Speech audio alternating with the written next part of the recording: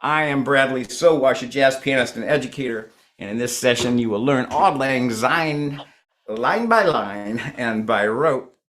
And if I have time, I'll offer some suggestions about how to jazz it up a little bit.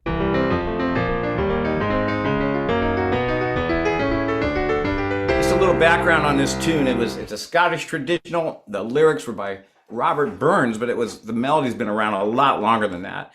The first lyrics were in 1788. I'm checking my notes here.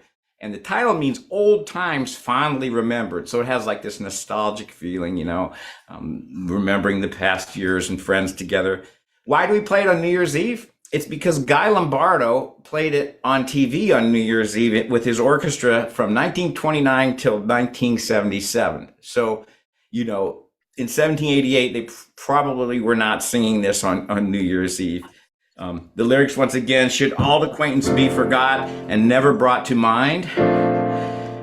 Should auld acquaintance be forgot and the days of Auld Lang Syne, which again, friends fondly remember. So we're just going to learn the tune first. And I like to teach and learn tunes myself with a format, which is spells thanks, T-H-A-N-K-S, tune, harmony, accompaniment. And there are additional steps we won't hit here today, which is noodle, kick back, and share. And that spells thanks because we're all thankful that we can play music because it's a great gift to be able to do that. So I'm going to just ask you to learn just these target notes. These are the downbeats in this case of the tune. So you might want to write these down or just remember them. So if we think about this tune just as its basic notes here, we've got the downbeats should all acquaintance F to G and F up to D. So we're going to call these target notes, the main notes. And then it's very similar, but this time it starts on C, coming down here. C, G, and then two target notes in this measure, F, D, F. So just kind of hear the whole melody in your mind. Do, D, do, do, da, G, da, da, and F goes up to D. And C's below down to the G and F, D, F. Now the reason for these dotted lines here is that on the repeat, it plays these instead of F's, it plays C. So da dee da da da. Then the same goes before G da da da dee da da da D. Oops, D. So it's pretty much the same thing twice. It's just you have to kind of keep in mind that it's a little higher, and your ear will guide you there. Anyway, as it goes through the second section. It's kind of an A-B tune, but almost not because there's so little difference between the first half and the second half. So one more time, just hit those. If you're at your piano now, turn off your mute or turn on your mute and check this out. Ready? F, da, da, da, G, da, da, da, F. Way up to D. That one's easy to forget. C and down to G, but da, da, F, D, F.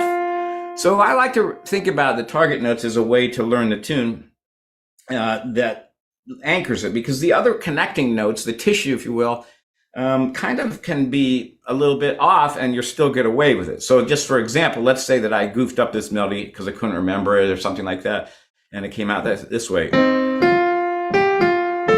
G. So you notice that all the in-between notes weren't usual, but I got away with it because I landed on the targets. So targets are not only useful for learning a tune, but they're useful for getting you out of a mess if you land on the notes that are the key ones, the ones that people hear. And they're often the downbeats, but sometimes target notes may seem like they go somewhere else. So now let's fill in that little tissue a little bit. And so we can just think about this like this. It's a decorated F. And then, well, we can already probably guess this is an F chord that's going to harmonize this. So what is that? It's a neighbor note. Up a third in the F chord, and now we do the same thing, a decorated G with a neighbor note below. Okay? And then we have a little wiggle down to F. Now here we outline a F chord. And that hangs a while, repeats. We outline an F chord going the other way. See, that's just a triad. That will be a clue to the chords that we'll do in a second. Another neighbor. And that's why we picked up the D. So I'll just run that one more time and then come back and visit with you. Just kind of playing it straightforwardly. And it's funny because I'm looking at my funk arrangement here and trying not to play all the other notes. Here's your target G. Here's the target F, measure 3, and it outlines a chord up to D and repeats that note. Outlines an F chord going backwards, and then G with a neighbor. F, here's that D.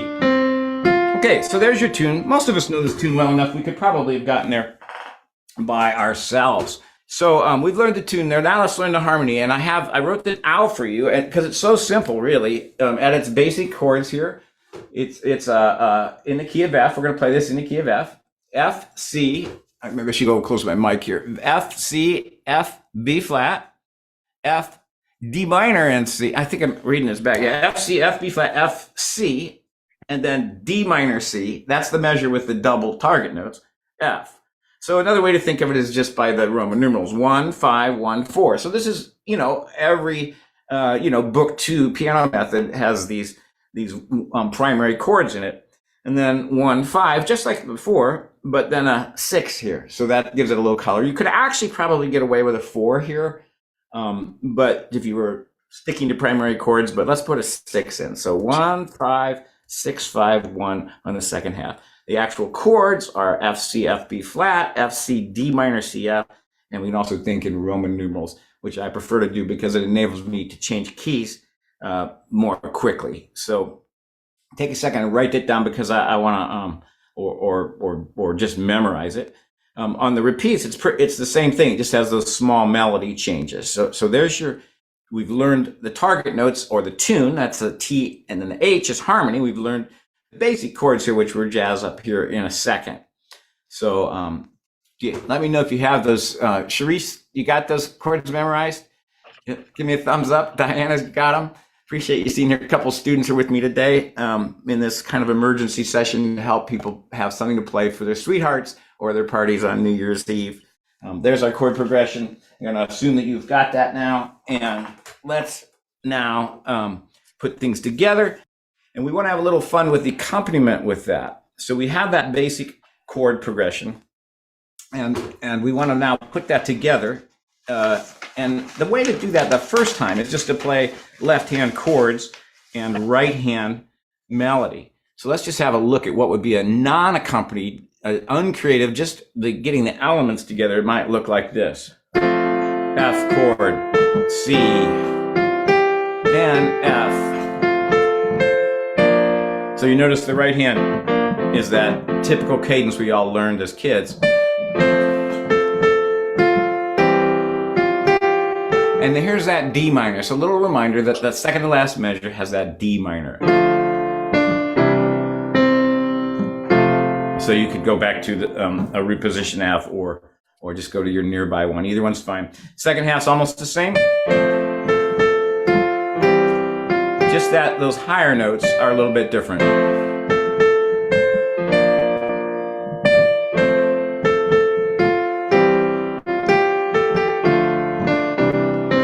Now, one of the things I always like to think about is that if you know the melody, you know the chords, and if you know the chords, you know the melody. So let's just take a minute to see how those line up. Here's an F chord, F, A, C. And look at that. The heart of that first measure of melody is the bottom two notes of an F chord, F, A. And then the next melody circles around almost as a slow turn, if you will. You know how turns go, so it surrounds this note G that's on a C, in the C chord, C, E, G. So, it kind of goes around that G. And then we outline an F chord. So if we forgot the F chord, the melody would tell us what the notes are. And if we knew the F chord, the chord would tell us what the melody is. Well, that D's in the heart of a B flat chord. You get the idea. Now the same melody backwards on an F chord. Notice my hands are playing the same notes. Another decorated G.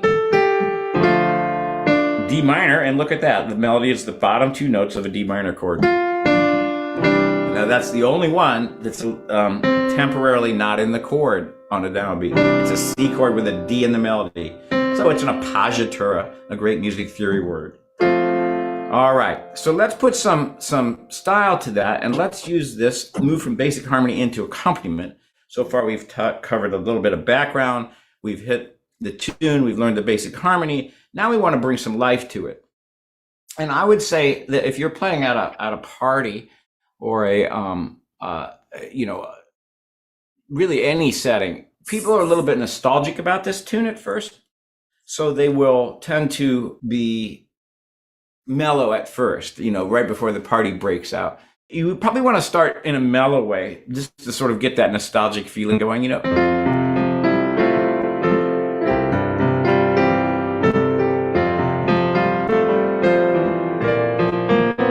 So you're going to use a typical flowing left-hand pattern. Could be root 5 root, something like, if we're looking at F, it might be F, C, F, or you might get more fancy with it. At most basically, you could do it that kind of rolling thing, or you could roll broken chords. Basically, you want a lyrical sound, a connected sound. I like to do, some crossovers up over here on top, sort of like Fur Elise, and then right there, and where Beethoven's not ashamed to cross over there, neither are we. So you might already know that pattern from that tune. And so something like, "Aw, New Year's Eve." Notice I'm having a touch of harmony in my right hand. I just pick up whatever chord tone is nearby my thumb. And I don't worry if the melody has extra notes in it. In fact, I kind of want to celebrate that. But then the party starts, and we want to hype it up a little bit. We want to, pull out the party hats or do the countdown or whatever. You might play this just prior to the Times Square ball coming down or something like that.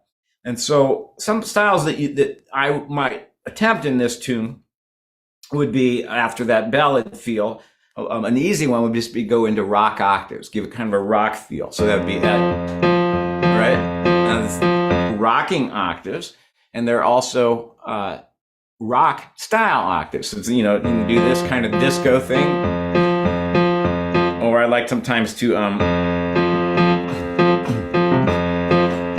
sometimes think of this as a held bass instrument or a bass drum, and this is more like a snare or a busy instrument. So if I were to put this in a rock style, let's get some inspiration from the backing track built into my piano here, the accompaniment style. All right, let's see if we can rock this out.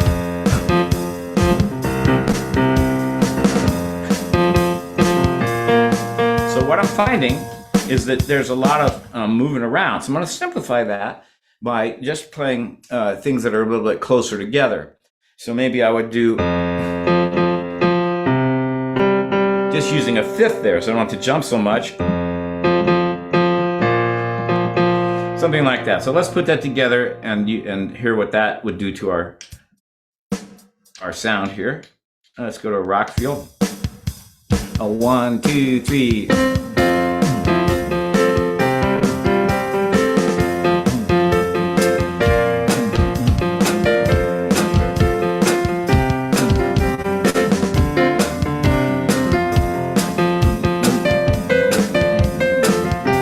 Decorate it a little bit.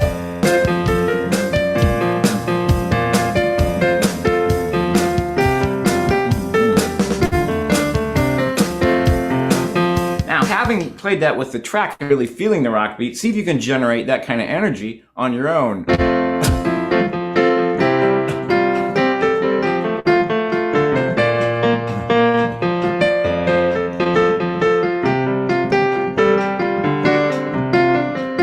So you're going to find you play a few extra notes to fill in what the kinds of little drum sounds that would be in the background there.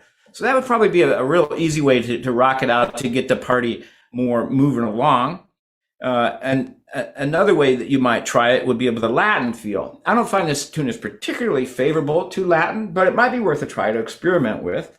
So, of course, the classic Latin bass line that my students and many of you are familiar with is 1, 2, 3, 1, 2, 3, 1, 2. 1, 2, 3, 1, 2, 3, 1, 2. I'm counting those eighth notes. Dut, dut, dut, dut. You could think of it as 2 dotted quarters and a quarter. And you could play it down an octave on the last note if you like. So let's see if we can get a bossa nova feel to inspire us with that.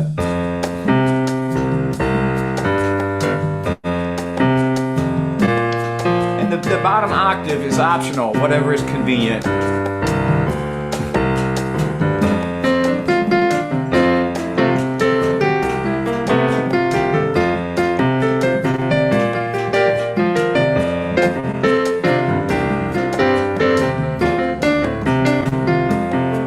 So I'm putting up some Latin rhythms, having been familiar with those from other tunes.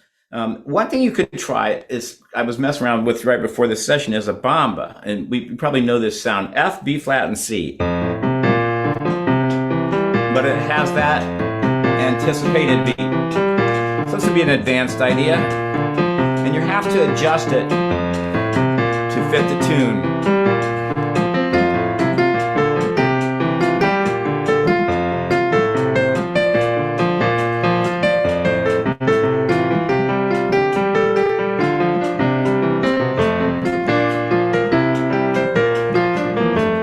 Sounds a little bit like Vince Guaraldi music, because he was the Charlie Brown Christmas special composer who really had a wide understanding of the influences in jazz, and we recognize his playing as a starting off point for people who are new to the genre. So you might experiment with Latin. Then you might get into more of a swing feel, and that would involve a walk, right? And so that would mean we probably want a few more chords. We could do it.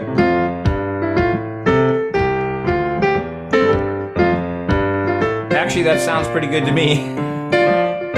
So my quick takeaway on walking a beat, if you just never walked a bass line before, would be to go ahead and play 1 or root 2, 3, 5. So 1, 2, 3, 5, 1, 2, 3, 5. That's sort of like a quick and dirty way to do it. So something like this.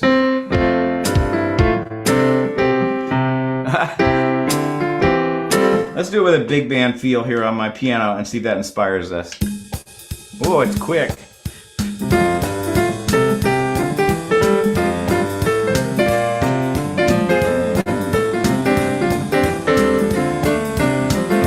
So you might slow that down if you want to. And then you could bring in some more chords. I'll just give you a couple of chords here real quick for that, which will dress it up a little bit. We have, maybe I'll go to my original set here. So one thing you can do, jazzers, everybody who's played jazz for very long is familiar with the famous 1-6-2-5 progression. So one thing I would do if I were after this tune, trying to get, this is not going to erase for me, but I might, instead of playing just F to C, I'll stretch that out a little bit with a 1-6-2-5. In this case, it would be an F, D minor, G minor, C, and we could put 7s on those, or 6s as we like. It doesn't quite fit the second measure, but since we're heading to a B flat, a lot of us are familiar with the idea of secondary dominance. If you're not sure what that means, don't worry about it, but we could turn this into an F7, either right in the top of the measure like that, or a little bit later in the measure to set up the B flat. And if you're really a hardcore jazzer, you could even proceed that with a C minor chord. So basically, I'm picking up with a short theoretical explanation, a few notes from the key of B flat, a few chords. And if we go on from that, we can kind of do the same thing again, because since the melody is the same. So this would be an alternative progression. And so we do the F D minor 7 or the 1-6-2-5. Let's see what that sounds like in a minute.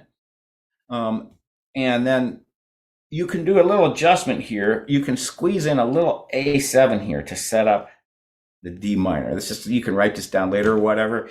And the same thing here, we can stretch this into more of a jazzy sound by putting G minor 7, C7, setting up the F. So this would be just some real, not very daring, but a little bit more rich chord changes, which is useful when you're playing solo piano. You don't have all the excitement of a band behind you. You can get some of the interest in your harmonic playing and your harmonic adjustments. So that was a super fast explanation from a theory point of view, but it's really not that much to it. 1, 6, 2, 5, which is classic. 1, and then you make that a dominant chord to 4. So we've really kept the landmarks. Repeat the 1, 6, 2, 5, maybe squeezing in a little extra chord here, and then the D is already there, and we do a 2, 5, 1. So it's a little bit additional, but not too much. So let me see if we can. Let's see what happens if I get a swing feel going here. So we have to make a decision if we're going to play this really fast. So like.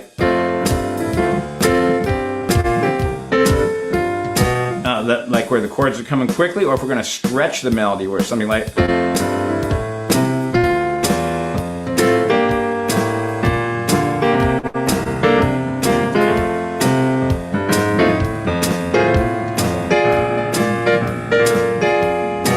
Yeah, put a little extra chord in there too.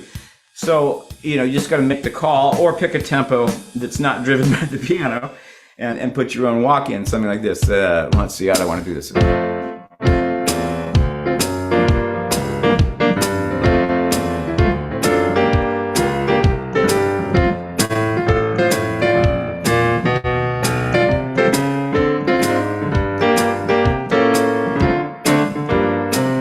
So the second half, and F to D, and G minor C, and F, F7, B flat, B diminished, I threw in F to D, and G to C, sneaking in that quick A, D, G, C, F, G minor, C, F. So you could give it a kind of a swing feel, and you're going to adjust your right hand to give it more character in the style of the piece.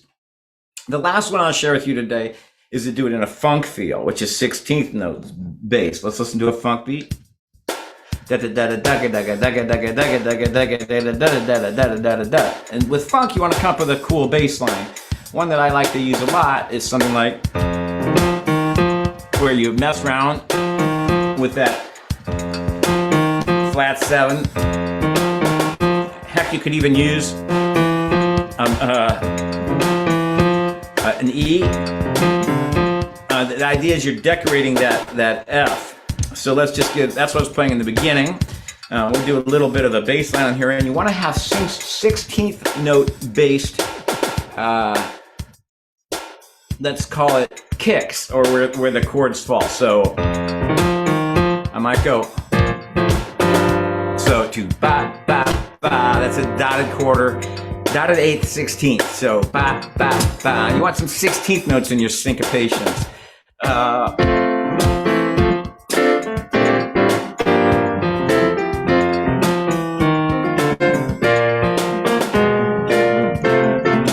So those syncopations, cha, cha, cha. Now that little bit, you want to bring out your 16th. So now see if you can get that same energy without using the drum beat. You want to kind of pull up from your memory of that drum beat of what a funk beat sounds like. You could think of Superstition or I Wish or whatever your favorite funk tune is. And then see if you can get that groove going by yourself.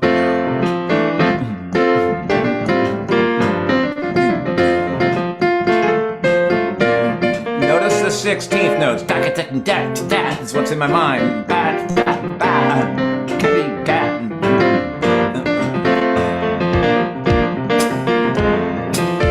And I have some foot percussion down below there. I think what I'll do is just take this out and just have a little fun jamming on this tune. Oh, you said you wanted hands. Okay, so let's do hands. Let's start it slow. All nostalgic. Everybody weaving around.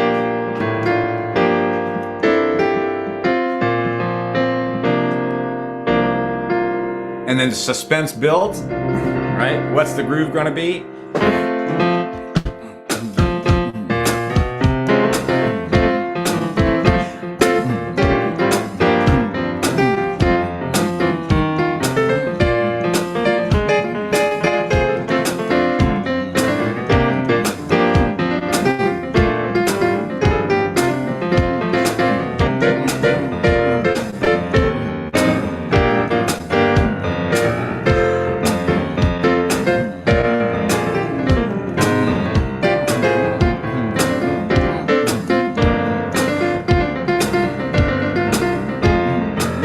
the solo. Same chords.